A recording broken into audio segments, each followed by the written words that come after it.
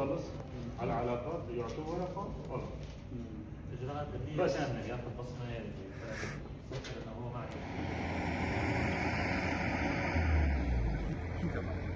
بدنا من القلوب ايوه، وان شاء الله يكون خير. وهالشهر المبارك نحن برمضان، وبعد كم يوم كمان في نيروز، يكون يعني يوم سلام ان شاء الله على الجميع، يكون شهر مبارك ينعم فيه الناس كلهم بالامن والسلام. نحن متعودين كل اذار في مشاكل، بقى ان شاء الله الشهر هذا بيعدي بامن وسلام تام ان شاء الله.